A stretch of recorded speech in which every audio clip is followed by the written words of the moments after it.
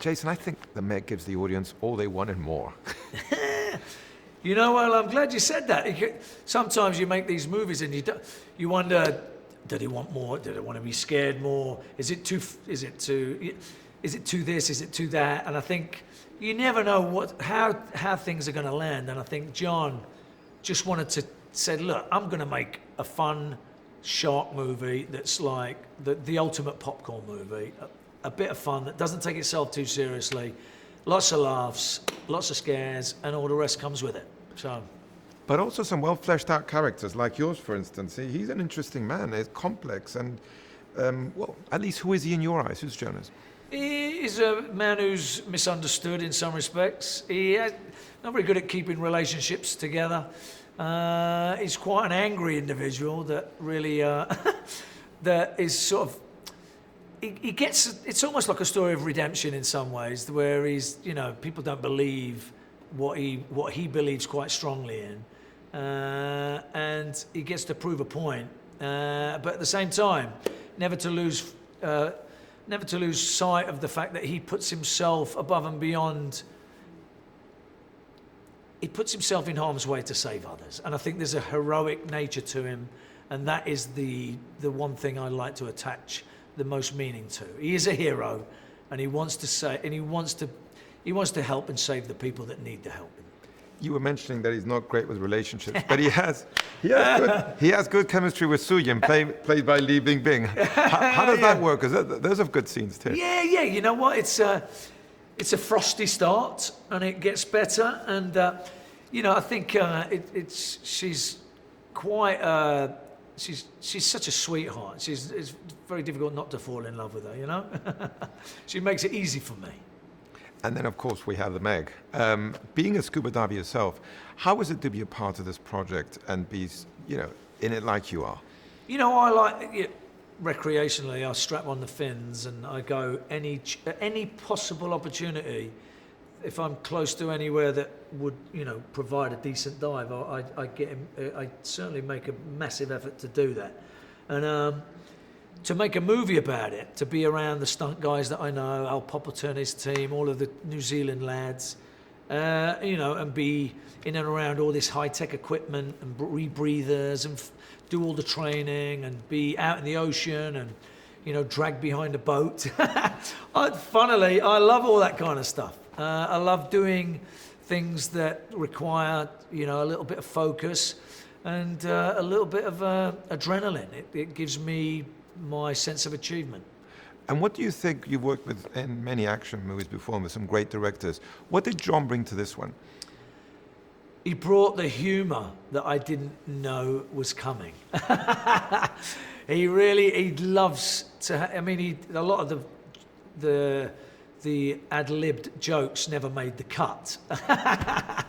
But you know what? It was a laugh putting them on film. Put it that way. They might never make it, but we did some silly. He loves a good time. When he goes to work, he's a man who doesn't take himself too seriously, and I hope that somehow falls into the movie. We mentioned Li Bingbing before, but the truth is that you're surrounded by a great supporting cast. Yeah, we got some great actors and actresses. That helps you along.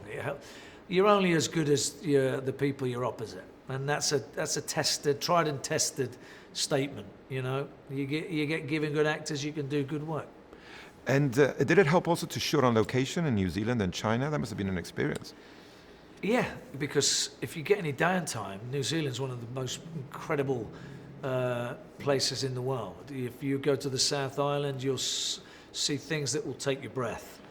Just nature. It's true bliss. You see how the mountains meet. It blows your mind. The people there are amazing. The food's incredible. You got to go. You get very attached to that place. It's a very undense in terms of a population country to be in, and coming from a city that has 10 times the amount of people in one small area. It's a brilliant place. So my point is, there's so many places and things to see on your downtime, and a lot of the time, you don't get to do that. I got very attached to New Zealand. You were mentioning before that the movie is entertaining, but it also has humor, and it's but it's scary. It's terrifying. I mean, just the idea of sharks is scary. I'm sure people are wondering if you've ever seen or encountered a shark in your life. Yeah, I mean, I've encountered many in my head and became a very fast swimmer to get back on the surfboard. And, you know, that is the worst. The worst shark you'll ever face is the one in your mind. But, you know, to become face to face with one, I did in Fiji before we started filming. I took a shark dive. It was a specialist sort of day that you can put together. There's all these local guys that, you know, put on the chainmail gloves and they feed by hand these bull sharks, and they lure them in with a bit of chum, and there's 25, 30 of these things, and we go down to 20 meters. We set up on a rock and we just sit there. They come in and they swoop in and they eat these tuna heads out from the hand. Mind-blowing. Absolutely mind-blowing. All of the fear goes away. The fear is on the surface and it's all in the mind. When you're down there with them, there's no fear. I've been on both sides, so I know. So we were mentioning now, in a movie like this with all the bells and whistles and special effects, it must be cool to finally see it finished. Yeah, it's been a couple of years almost, you know. You think, what are they, you know, what's taking the time? I guess creating a shark out of nothing takes time. Yeah. How do you shoot opposite something? I know you had some animatronics and stuff, but that's not really there, and you're in the water. Yeah, I mean, once they you know, once you have to connect with the fish, you know, they have to.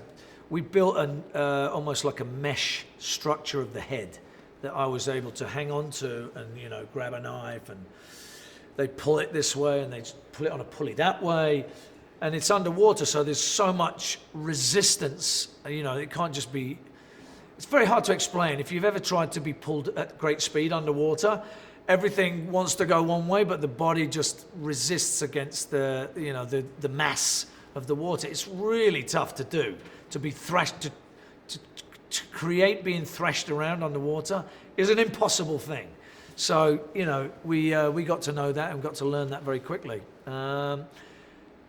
It's a technical mountain that they have to climb to be able to make all of this look real and put me on the shark. And especially when the shark is 75 feet. Yeah. I mean, we've never seen anything like that before, but these creatures actually existed. That's right. I don't know if you've seen a fossil of the tooth. So you can fill up your hand. You know, it's incredible to know that these things existed or maybe do exist. We don't know, but yeah, we kind of do know. We just haven't seen one.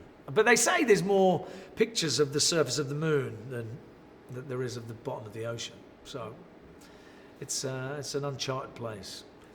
And let's admit it, I like the tone of the movie. It's kind of more than a shark movie, it would be kind of a monster movie. And it has that, I don't know if you agree with me, that humor, the action, all that kind of is put in there. Yeah, I agree. It is a monster movie. It's a King Kong movie.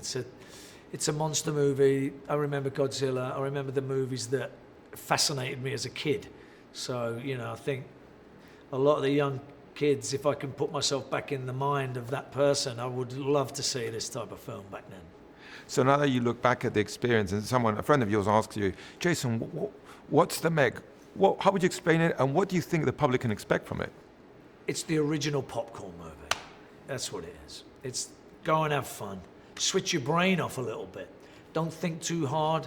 Don't take it too seriously. Enjoy life. Go and have some fun at the movies. That's what the movies were created for in the first place. And you're playing a hero. I'm wondering, is he after redemption or justice? Because they didn't believe him years ago, and he was right. That's right. They didn't believe him. He became right. It's a redemption story. Yeah, I think so. There's justice there too. Yeah, it's a good journey for an actor to play a character like that. We've seen you in other movies being normally the one that liquidates people, we could say. In this case, you're saving them. Yes, it's the new direction that I'm choosing. Only save people, never kill them.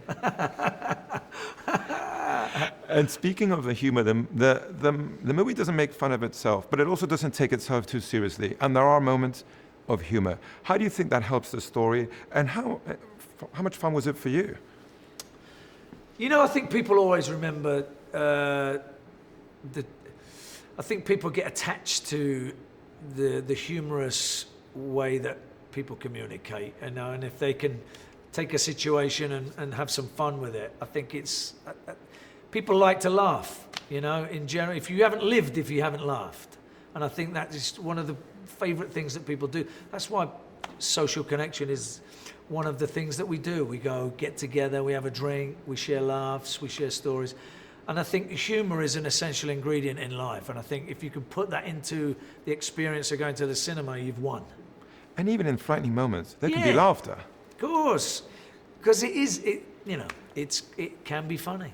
It can be funny if you can put that into the right avenue of laughter. That's the trick of, that's the difficult task the director has. Yeah.